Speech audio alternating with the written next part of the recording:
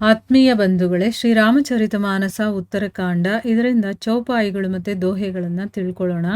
ಜಿಮಿ ಥಲ ಬಿನು ಜಲ ರಹಿ ನ ಸಕಾಯಿ ಕೋಟಿ ಭಾತಿ ಕೋಮು ಕರೈ ಉಪಾಯಿ ತಥಾ ಮೋಕ್ಷ ಸುಖ ಸುನು ಖಗರಾಯಿ ರಹಿ ನ सकई हरि भगति बिहाई अस बिचारी हरि भगत सयाने मुक्ति निरादर भगति लुभाने भगति करत बिनु जतन प्रयासा संस्कृति मूल अविद्या नासा भोजन करिया त्रुपिति हित लागी जिमी सो असन पचवै झटरागी असी हरि भगति सुगम सुखदाई को अस मूढ़ न जाई सोहाई सेवक सेव्य भाव बिनु भव न तरिय उरगारी भजहु राम पद पंकज अस सिद्धांत विचारी जो चेतन कह जड़ करई जड़ही करई चैतन्य अस समर्थ रघु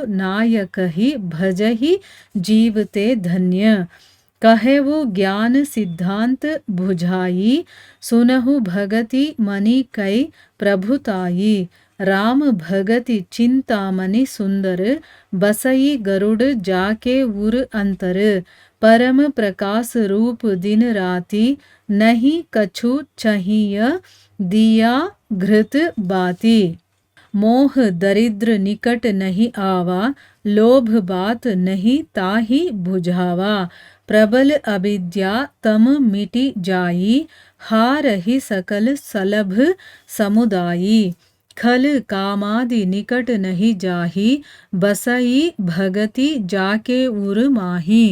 ಇವು ಚೌಪಾಯಿಗಳು ಮತ್ತು ದೋಹೆಗಳು. ಈಗ ಇದರ ಅರ್ಥವನ್ನು ತಿಳ್ಕೊಳ್ಳೋದಕ್ಕೆ ಪ್ರಯತ್ನ ಮಾಡೋಣ. ತುಳಸಿದಾಸರು ಹೇಳ್ತಾರೆ, ಕಾಕಭೂಷುಂಡಿಯವರು ಗರುಡನಿಗೆ ಹೇಳ್ತಾರೆ, ಈ ಒಂದು ಹಾದಿ ಅಂದರೆ ಜ್ಞಾನ ಮಾರ್ಗ ಇದೆಯಲ್ಲ, ಈ ಹಾದಿಯಲ್ಲಿ ಚ್ಯುತನಾಗೋದ್ರಲ್ಲಿ ಅಥವಾ ಎಡೋದ್ರಲ್ಲಿ ತಡ ಆಗೋದೇ ಇಲ್ಲ.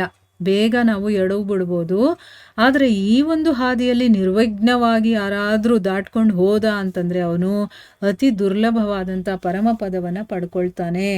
ಈ ಕೈವಲ್ಯ ಪದ ಅನ್ನೋದಿದೆಯಲ್ಲ, ಅದನ್ನು ಪಡ್ಕೊಳ್ಳೋ ತುಂಬ ಕಷ್ಟ ಅಂತ ಸಜ್ಜನರು, ವೇದಶಾಸ್ತ್ರ ಪುರಾಣಗಳು, ಪ್ರಾಜ್ಞರು ಇವರೆಲ್ಲ ಹೇಳ್ತಾರೆ.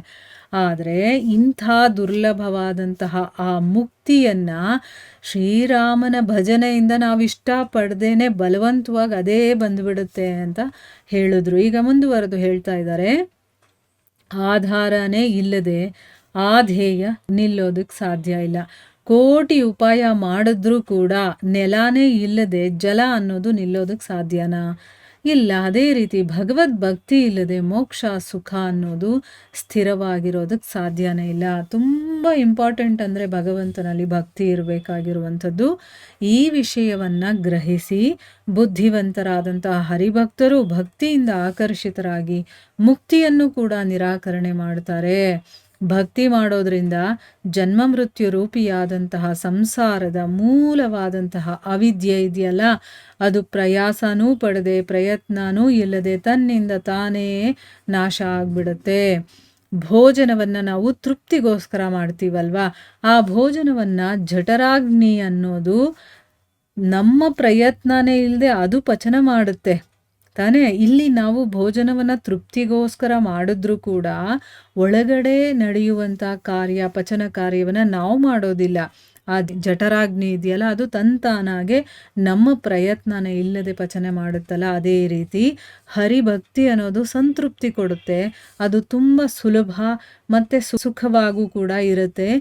ಇದು ರುಚಿಸದೇ ಇರುವಂಥವ್ರು ಅಂದರೆ ಹರಿಭಕ್ತಿ ಯಾರಿಗೆ ರುಚಿಸೋದಿಲ್ವೋ ಅವ್ರು ನಿಜವಾಗ್ಲೂ ಕೂಡ ಮೂಢರೇ ಅಂತ ಅಂದ್ಬಿಟ್ಟು ಇಲ್ಲಿ ಹೇಳ್ತಾ ಇದ್ದಾರೆ.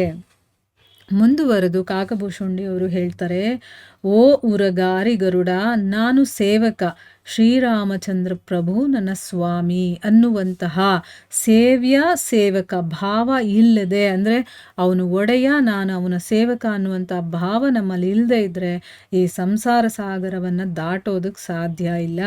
ಈ ಸಿದ್ಧಾಂತದಲ್ಲಿ ವಿಶ್ವಾಸವನ್ನು ಇಟ್ಟು ಶ್ರೀರಾಮನ ಚರಣಕಮಲಗಳನ್ನು ನೀನು ಭಜಿಸು. ಚೇತನವನ್ನ ಜಡವಾಗಿಯೂ ಮತ್ತು ಜಡವನ್ನ ಚೇತನವಾಗಿಯೂ ಮಾಡೋದಕ್ಕೆ ಸಮರ್ಥನಾಗಿರುವಂತಹ ಶ್ರೀ ರಘುನಾಥನನ್ನ ಭಜಿಸ್ತಾರಲ್ಲ ಅಂಥವರೇ ಧನ್ಯರು. ನೋಡಿ, ಚೇತನವನ್ನ ಜಡವನ್ನಾಗಿ ಮಾಡ್ತಾನೆ, ಜಡವನ್ನ ಚೇತನವನ್ನಾಗಿ ಮಾಡ್ತಾನೆ. ನಾವು ಮಾಡೋದಕ್ಕೆ ಸಾಧ್ಯ ಇದೆಯಾ? ಜಡವನ್ನ ಚೇತನವನ್ನಾಗಿ ಮಾಡೋದಕ್ಕೆ ಸಾಧ್ಯ ಇದೆಯಾ? ಖಂಡಿತ ಸಾಧ್ಯ ಇಲ್ಲ. ಆದರೆ ಭಗವಂತ ಅಷ್ಟು ಸಾಮರ್ಥ್ಯ ಇರುವಂಥವನು.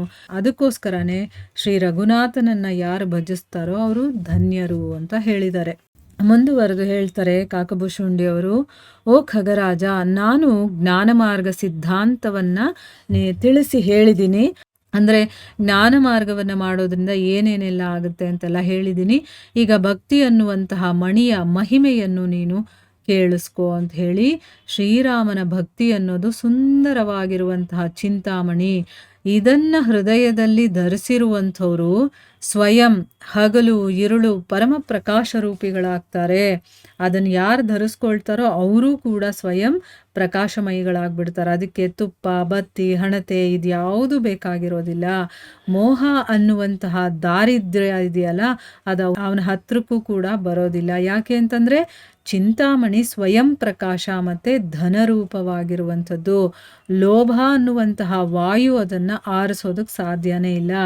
ಅದರ ಪ್ರಕಾಶದಿಂದ ಏನಾಗುತ್ತೆ, ಅವಿದ್ಯೆ ಅನ್ನುವಂತಹ ಗಾಢಾಂಧಕಾರನೇ ದೂರ ಆಗಿಬಿಡುತ್ತೆ. ಮದಾದಿ ದೀಪಗಳ ಹುಳುಗಳ ಸಮೂಹ ಇದೆಯಲ್ಲ, ಮದ, ಇನ್ನು ಬೇಕಾದಷ್ಟು ಕಾಮ, ಕ್ರೋಧ, ಲೋಭ, ಮೋಹ ಅಂತೆಲ್ಲ ನಾವು ಏನು ಹೇಳ್ತೀವೋ ಅಂಥ ದೀಪದ ಹುಳುಗಳ ಸಮೂಹ ಇದೆಯಲ್ಲ, ಅದು ಪರಾಜಿತವಾಗಿ ಹಿಮ್ಮೆಟ್ಟುತ್ತೆ. ಅವು ಕೂಡ ಸೋತು ಹೋಗ್ಬಿಡುತ್ತೆ.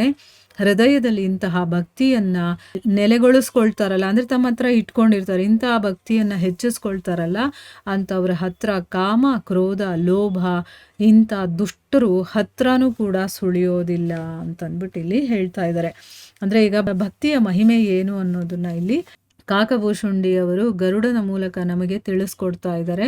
ಸೊ ಭಗವಂತನ ನಾಮಸ್ಮರಣೆ ಮಾಡೋದು ಎಷ್ಟು ಇಂಪಾರ್ಟೆಂಟು, ಅದರಿಂದ ನಮಗೆ ಏನೆಲ್ಲ ಪ್ರಯೋಜನವಾಗುತ್ತೆ ಅನ್ನೋದನ್ನ ಇಲ್ಲಿ ತಿಳಿ ಹೇಳ್ತಾ ಇದ್ದಾರೆ. ಮುಂದುವರೆದೇನು ಹೇಳ್ತಾರೆ ಅಂತ ನಾವು ಮುಂದಿನ ಭಾಗದಲ್ಲಿ ತಿಳ್ಕೊಳ್ಳೋಣ. ಹರೇ ಕೃಷ್ಣ.